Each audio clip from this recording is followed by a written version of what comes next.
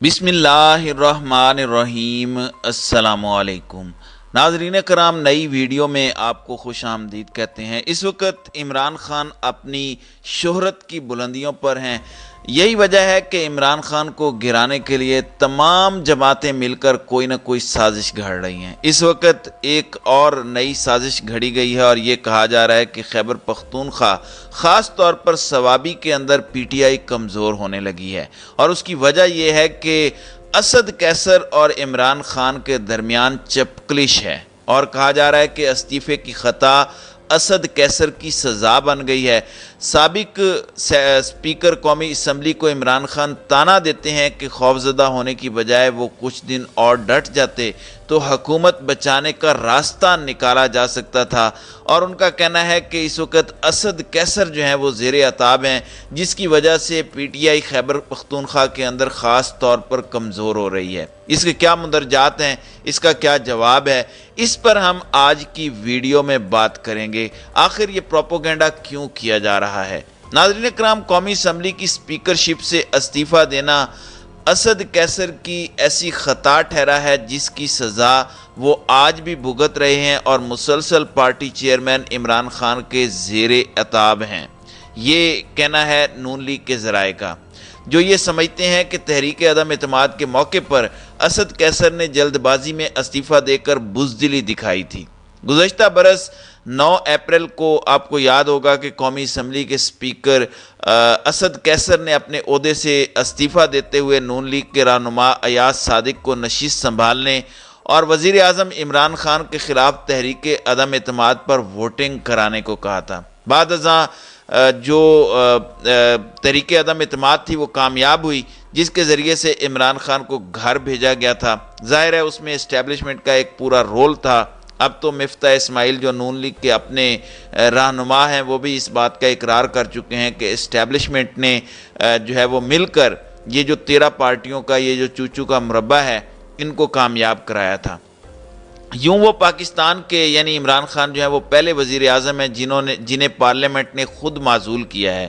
اس معزولی سے پہلے سارا دن ووٹنگ سے بچنے کے لیے جو ہے وہ مختلف قسم کے کام کیے گئے، اور سپریم کورٹ نے اس پر ڈیڈ لائن دی ہوئی تھی۔ اس دوران وزیر اعظم ہاؤس میں عمران خان یہ ہدایات جاری کرتے رہے کہ آپ لوگوں نے ڈٹے رہنا ہے۔ کہا جاتا ہے کہ تحریک عدم اعتماد کی کارروائی کو التوا میں ڈالنے سے متعلق اسپیکر قومی اسمبلی اور ڈپٹی اسپیکر نے جو کچھ کیا، اس کی ہدایات انہیں وزیر اعظم عمران خان کی جانب سے موصول ہو رہی تھیں۔ تاہم اس دوران ایک ایسا اعصاب شکن مرحلہ آیا جب خاص طور پر اسپیکر قومی اسمبلی اسد کیسر نے بھانپ لیا کہ اگر تحریک عدم اعتماد پر ووٹنگ کرانے میں مزید تاخیر کی گئی تو سپریم کورٹ کی حکم عدولی کا ملبہ سب سے پہلے ان پر گرے گا۔ لہٰذا انتہائی نروس اسد کیسر عمران خان سے ملاقات کے بعد وزیر اعظم ہاؤس گئے۔ سپریم کورٹ کی ڈیڈ لائن ختم ہونے سے چند گھنٹے پہلے ان کی واپسی ہوئی۔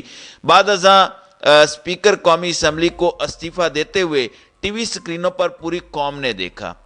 استعفیٰ دیتے ہوئے اسد کیسر کا کہنا تھا کہ پاکستان کی خود مختاری اور ملکی سلامتی کے لیے عمران خان کی عظیم جدوجہد پر میں ہزاروں عہدے قربان کر سکتا ہوں۔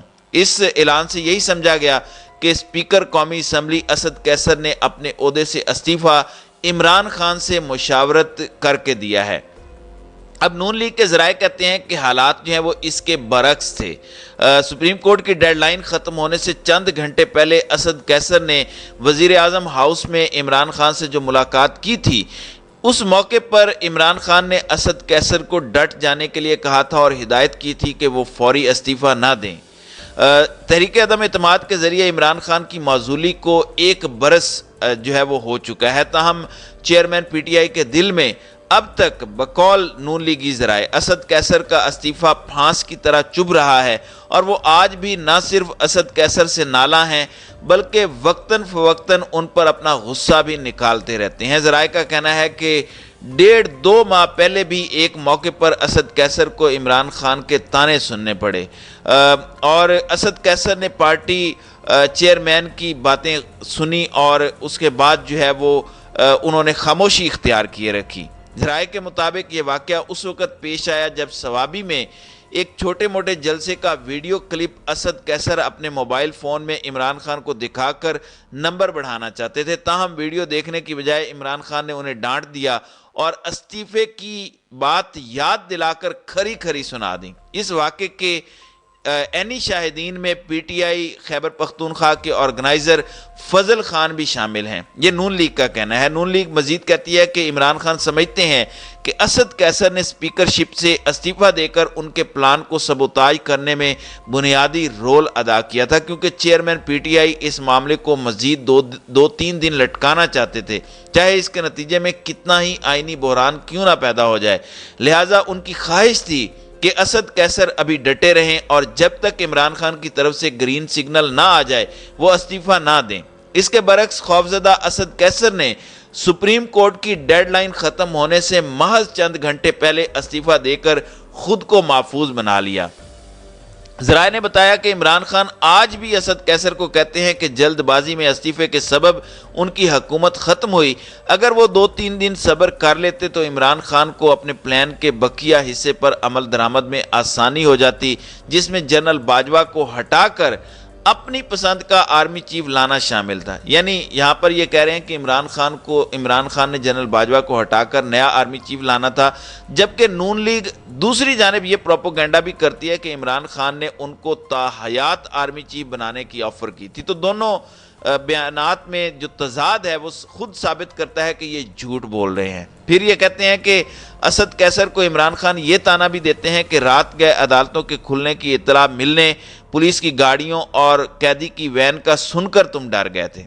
آپ کو یاد ہوگا کہ گزشتہ برس 9 اپریل کی شب جب تحریک عدم اعتماد پر ووٹنگ کرانے سے متعلق سپریم کورٹ کی ڈیڈ لائن ختم ہونے کے نزدیک تھی اور تحریک انصاف کے سپیکر قومی اسمبلی اسد کیسر تحریک عدم اعتماد کی کارروائی شروع کرانے میں مسلسل تاخیر کر رہے تھے، تو سپریم کورٹ آف پاکستان اور اسلام آباد ہائی کورٹ نے آدھی رات کو عدالتیں کھول لی تھیں، جبکہ پولیس کی گاڑیاں بھی حرکت میں آ گئی تھیں اور قیدیوں کو لے جانے والی وین بھی پہنچ چکی تھی۔ تاہم متوقع کارروائی سے قبل ہی تحریک عدم اعتماد پر ووٹنگ کے لیے تاخیری حربے استعمال کرنے والے قومی اسمبلی کے جو سپیکر ہیں اسد کیسر نے استعفیٰ دے دیا تھا۔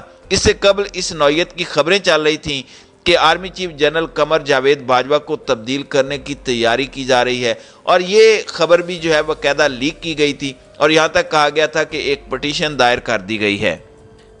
نون لیگ کے ذرائع مزید کہتے ہیں کہ عمران خان کی مسلسل بے اعتنائی نے پارٹی سرگرمیوں پر اسد کیسر کی توجہ کو متاثر کیا ہے۔ اس کے نتیجے میں ثوابی میں پی ٹی آئی کمزور ہو رہی ہے۔